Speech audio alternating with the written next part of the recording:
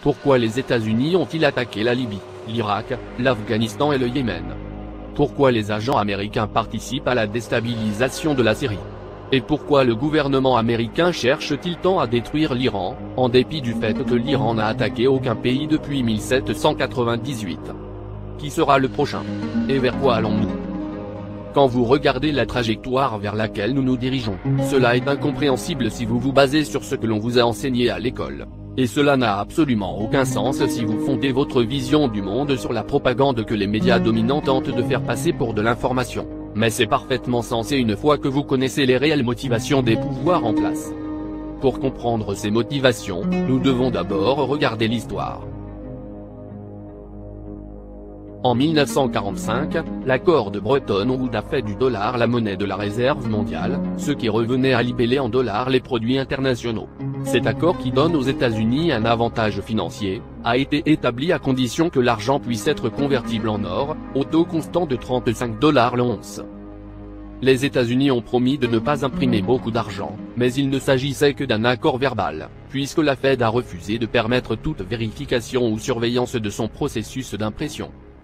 Au cours des années ayant précédé les années 70, les dépenses de la guerre du Vietnam ont fait prendre conscience à de nombreux pays que les États-Unis ont imprimé beaucoup plus d'argent qu'ils n'en avaient en or. Ils ont donc commencé à réclamer de l'or en retour.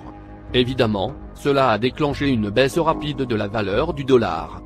La situation a atteint son paroxysme en 1971, lorsque la France a tenté de retirer ce qu'elle possédait en or, et que Nixon a refusé. Le 15 août 1971, il prononça le discours suivant. J'ai chargé le secrétaire au Trésor de prendre les mesures nécessaires pour défendre le dollar contre les spéculateurs. J'ai chargé le secrétaire Connally de suspendre temporairement la convertibilité du dollar en or ou les autres actifs en réserve, sauf pour des sommes et conditions jugées dans l'intérêt de la stabilité monétaire ainsi que pour les meilleurs intérêts des États-Unis. Ce n'était évidemment pas une suspension temporaire comme il le prétendait, mais un changement permanent, et pour le reste du monde qui avait confié aux États-Unis son or, il s'agissait purement et simplement d'un vol. En 1973, le président Nixon demanda au roi Faisal d'Arabie Saoudite de n'accepter les paiements pour le pétrole qu'en dollars, et d'investir les profits dans les bons du Trésor et les billets américains. En échange, Nixon garantissait une protection militaire des champs de pétrole saoudiens. L'offre a été étendue à l'ensemble des pays clés producteurs de pétrole dans le monde, et en 1975, tous les membres de l'OPEP ont accepté de ne vendre leur pétrole qu'en dollars américains. Le mouvement consistant à détacher le dollar de sa parité or, en le rattachant au pétrole étranger, ce qui a instantanément forcé tous les pays importateurs de pétrole du monde à maintenir un approvisionnement constant de billets de la réserve fédérale. Et pour avoir ce papier vert, ils doivent envoyer des biens physiques à l'Amérique. Voici comment les pétrodollars sont nés. Les billets s'en allaient, et tout ce dont les États-Unis avaient besoin arrivait. C'est ainsi que les États-Unis sont devenus très riches. Ce fut la plus grande escroquerie financière de l'histoire.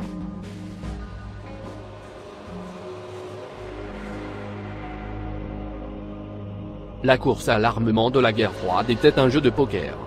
Les dépenses militaires étaient les jetons et les États-Unis avaient un approvisionnement en jetons infini. Avec les pétrodollars à leur actif, ils ont réussi à faire monter les enchères de plus en plus haut, et dépenser plus que tous les autres pays du monde, jusqu'à ce que finalement les dépenses militaires américaines dépassent celles de toutes les nations du monde réunies. L'Union soviétique n'a jamais eu la moindre chance. L'effondrement du bloc communiste en 1991 a éliminé le dernier adversaire de taille face à la puissance militaire américaine. Les États-Unis étaient désormais une superpuissance incontestée, sans rival. Beaucoup espéraient que cela marquerait le début d'une nouvelle ère de paix et de stabilité. Malheureusement, ceux au sommet avaient d'autres idées. La même année, les États-Unis ont envahi l'Irak, lors de la première guerre du Golfe, et après avoir anéanti l'armée irakienne et détruit leurs infrastructures dont des stations d'épuration et des hôpitaux, des sanctions paralysantes ont été imposées, lesquelles empêchaient aux infrastructures d'être reconstruites.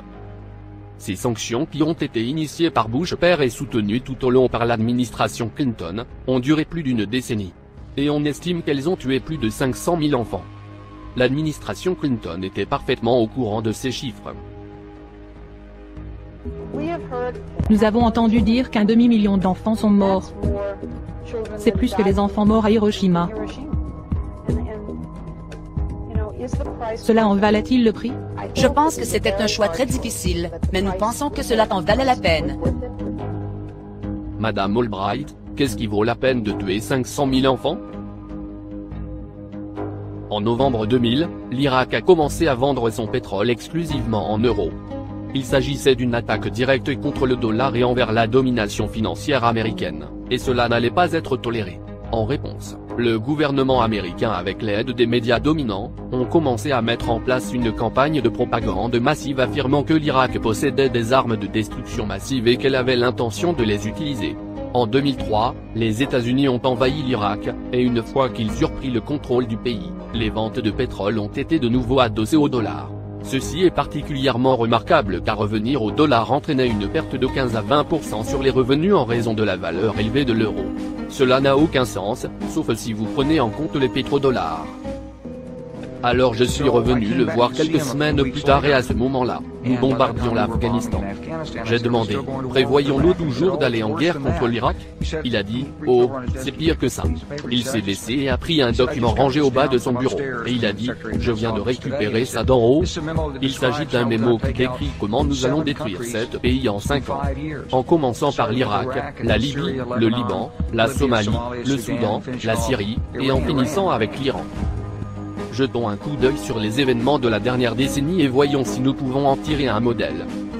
En Libye, Kadhafi était en plein processus d'organisation d'un bloc de pays africains visant à créer une monnaie basée sur l'or, appelée le dinar, qu'il souhaitait utiliser pour remplacer le dollar dans cette région.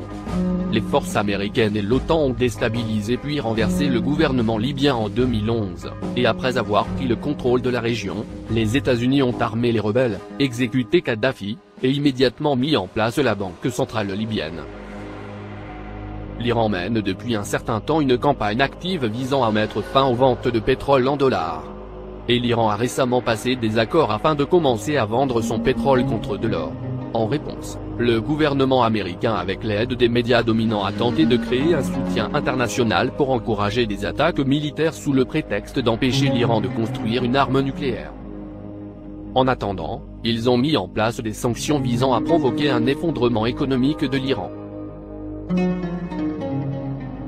La Syrie est le plus proche allié de l'Iran et ils sont liés par des accords de défense mutuelle.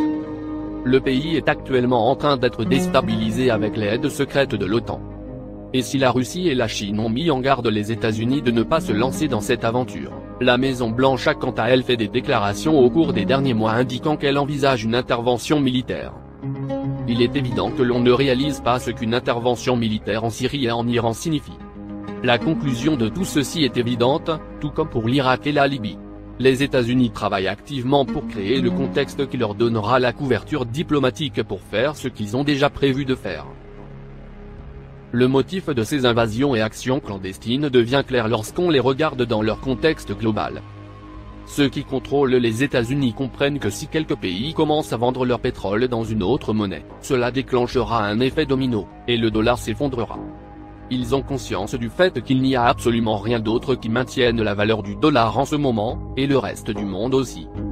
Mais plutôt que d'accepter le fait que le dollar se rapproche de la fin, les pouvoirs en place ont mis en œuvre une manœuvre bien réfléchie. Ils ont décidé d'utiliser la force brute de l'armée US pour écraser toute résistance au Moyen-Orient et en Afrique. Le dinar à lui seul serait suffisamment nuisible, mais ce que vous devez comprendre, c'est que cela ne va pas se terminer avec l'Iran.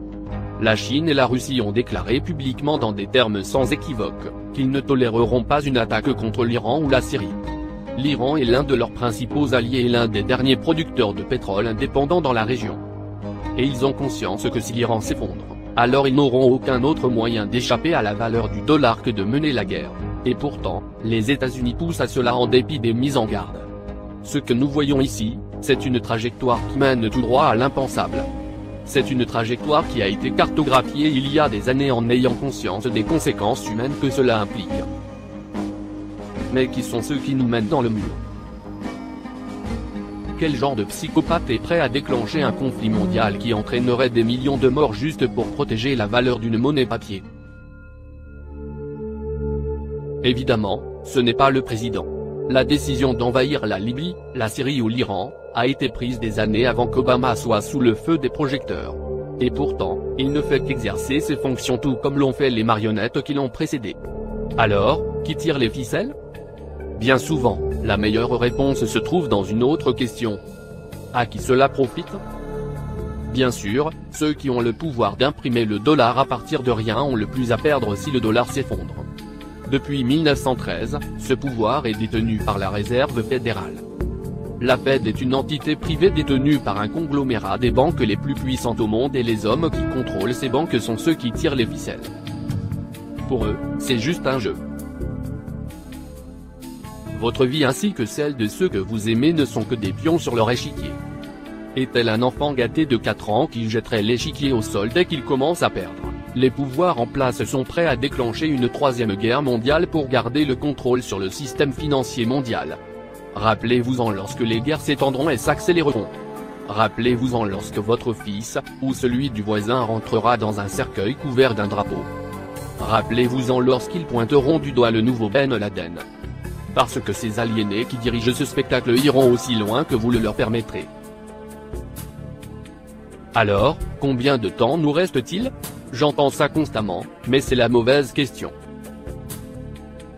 Demander combien de temps il nous reste est une posture passive. C'est l'attitude d'un prisonnier qui attend qu'on le sorte d'un fossé et qu'on lui tire une balle dans la tête. Quelles sont nos chances? Peut-on changer le cours des choses? Mauvaise question encore. Les chances n'ont plus d'importance.